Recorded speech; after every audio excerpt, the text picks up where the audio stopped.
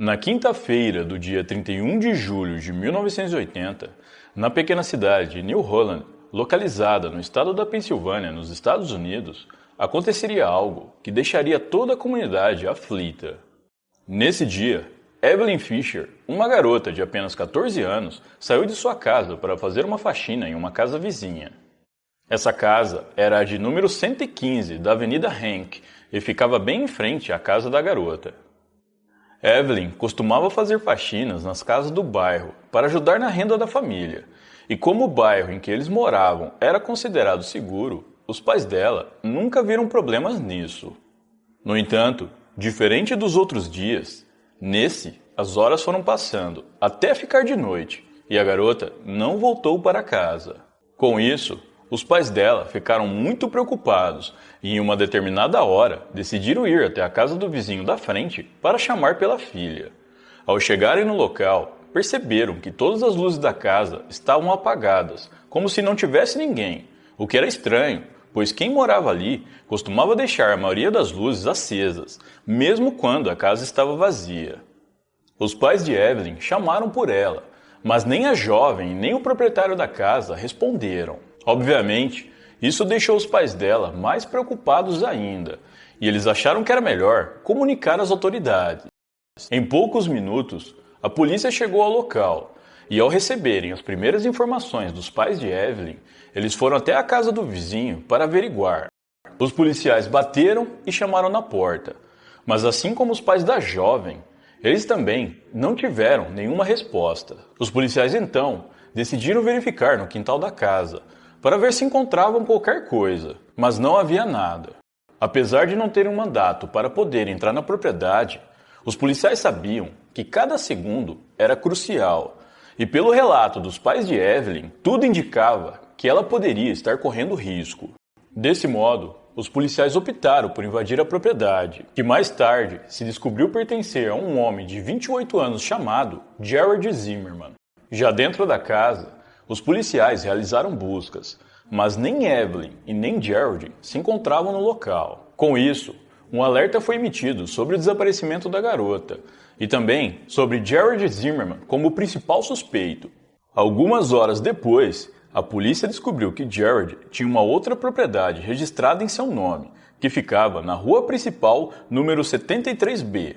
Eles se deslocaram rapidamente para lá. E ao baterem na porta, Gerald saiu calmamente. Os policiais perguntaram para ele aonde estava Evelyn, ao passo que o homem respondeu que ela apenas fez a faxina, ele pagou pelo serviço e em seguida ela foi embora. Desconfiados, os policiais perguntaram se poderiam olhar dentro da casa de onde ele havia acabado de sair, e Gerald, parecendo não se importar, disse que sim. Os policiais fizeram uma busca minuciosa nessa outra propriedade, nos arredores e também no carro de Gerald, mas não encontraram nada que pudesse ligá-lo ao desaparecimento de Evelyn. Dessa forma, Gerald não foi detido. Alguns minutos após a polícia deixar o local, a irmã de Gerald, uma mulher chamada Deborah Kiefer, ligou para os policiais voltarem, pois Gerald estava ameaçando tirar a própria vida.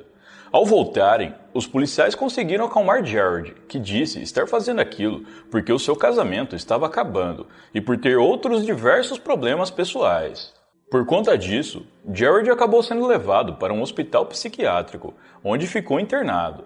No dia seguinte, as autoridades e diversos moradores da cidade que ficaram sabendo do desaparecimento de Evelyn Fisher fizeram buscas em todos os lugares possíveis.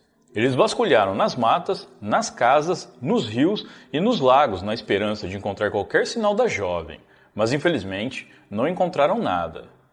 Enquanto Gerald Zimmerman permanecia internado, ele continuou sendo o principal suspeito do desaparecimento de Evelyn Fisher. Poucos dias depois, a polícia conseguiu um mandato para fazer buscas na casa onde Evelyn havia sido vista pela última vez, e também um para a apreensão do carro de Gerald. Dessa vez, uma equipe forense iria fazer uma perícia minuciosa tanto na casa quanto no carro do suspeito. Tanto na casa quanto no carro, não foi encontrada nenhuma evidência que indicasse que algum crime havia acontecido. Apesar disso, a polícia não desistiu e eles, juntamente com os moradores da cidade, continuaram procurando por Evelyn. Já haviam se passado semanas e, em agosto, mergulhadores procuraram no fundo dos rios e lagos, enquanto as pessoas buscavam por ela em lamaçais e águas rasas. Essa foi uma das maiores buscas de toda a história do estado da Pensilvânia, e uma das mais longas também, pois, mesmo com o passar dos dias, a comunidade não desanimou e continuou procurando pela garota. Os policiais tinham certeza de que Jared Zimmerman não só era o responsável pelo desaparecimento da jovem, como também já tinha tirado a vida dela. Mas por mais que eles investigassem e fizessem buscas, eles não conseguiam encontrar o corpo ou qualquer evidência que pudesse corroborar com isso. Então, em uma tentativa de conseguir alguma ajuda ou pista que pudesse ajudar a solucionar o caso, o promotor do condado de Lancaster, Michael Heck, chamou Stephen Schwartz, um amigo que era conhecido por ajudar as pessoas de uma forma um tanto quanto inusitada. Stephen era conhecido por ter criado uma técnica que ele chamava de artes marciais mentais, que consistia em deixar a mente sair do corpo para procurar por pessoas, lugares ou objetos que estariam perdidos no tempo ou espaço. Ele deixava bem claro que isso não era questão de mediunidade, mas sim uma prática que qualquer pessoa com um treinamento adequado poderia fazer. Michael enviou 2 fotos de Evelyn e perguntou aonde ela está e qual a condição dela, e não disse nada a respeito das investigações. Stephen contatou 2 dos seus alunos que faziam treinamento mental e enviou essas 2 fotos para eles. Minutos depois, ele enviou a seguinte resposta para Michael. Ambos afirmaram que ela não está mais viva. Um deles descreveu que ela estaria em uma área de mata e montanhosa e que havia sido sufocada. Já o outro disse que ela tinha sofrido um trauma na cabeça. No dia 9 de outubro de 1980, após mais de 2 meses de buscas, um policial da cidade de New Holland, chamado Rodney Hartman, estava fazendo buscas sozinho, andando por uma área arborizada nas Montanhas Galesas, a cerca de 6 quilômetros a sudeste da casa de Evelyn. Após algumas horas de caminhada, Rodney encontrou um corpo parcialmente enterrado que estava a 300 metros adentro da floresta e a 150 metros da Rota 897. Ele rapidamente comunicou seus colegas e logo uma equipe policial chegou ao local. Em pouco tempo, os policiais puderam constatar que o corpo pertencia a Evelyn Fisher. De acordo com esses mesmos policiais, o corpo estava sem roupas e já em avançado estado de decomposição. Seus braços haviam sido amarrados para trás com um pedaço de sua calça jeans e havia uma meia junto com uma bola enfiada em sua boca. Em uma busca realizada em volta da área onde o corpo foi encontrado, os policiais conseguiram localizar o restante das roupas de Evelyn, que estavam rasgadas e a cerca de 60 metros do seu corpo. Posteriormente, o corpo foi enviado para uma necrópsia, que constatou que a causa do óbito foi devido a um trauma contundente na região da cabeça. Foi constatado também que Evelyn foi vítima de relações forçadas, algo que os policiais já desconfiavam pelo modo como o corpo dela havia sido encontrado. Em 6 de novembro de 1980, Jared Zimmerman, que era o principal suspeito, foi preso e acusado do crime contra Evelyn Fisher.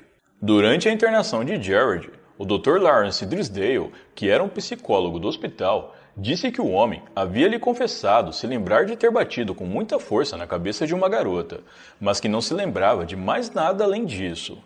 O Dr. Lawrence apresentou um relatório que dizia que Jared Zimmerman possuía transtorno dissociativo, ansiedade, paranoia de natureza vagamente estruturada e geralmente ficava deprimido por qualquer coisa. Ainda nesse relatório, havia afirmação de que Jared possa ter sofrido um surto e, com isso, ter cometido o crime sem nem ao menos saber o que estava fazendo.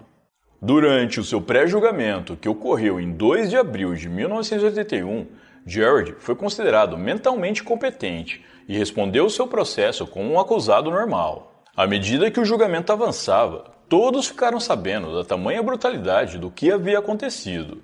De acordo com a promotoria, Evelyn Fisher havia sido atingida no rosto. Suas roupas foram cortadas por tesouras.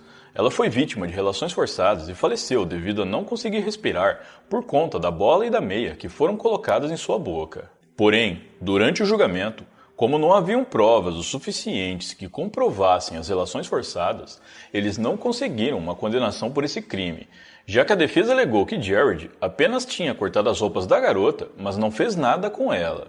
Na verdade, o médico legista comprovou que houve relações forçadas, mas ele não pôde testemunhar no julgamento devido a outro compromisso, e sem ele não foi possível provar esse crime.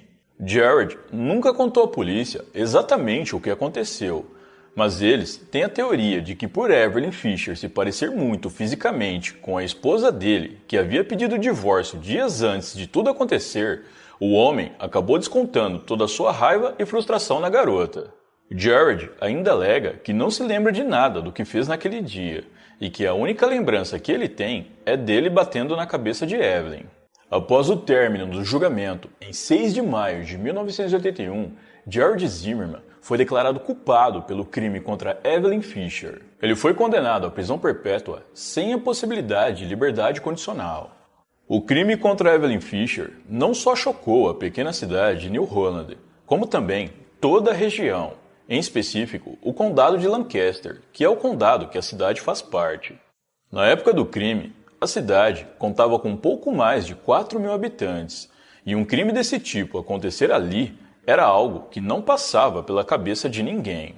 Depois de tudo, a população ficou muito apreensiva e muitas garotas que prestavam serviços a vizinhos e outras pessoas da cidade pararam por um tempo devido ao medo.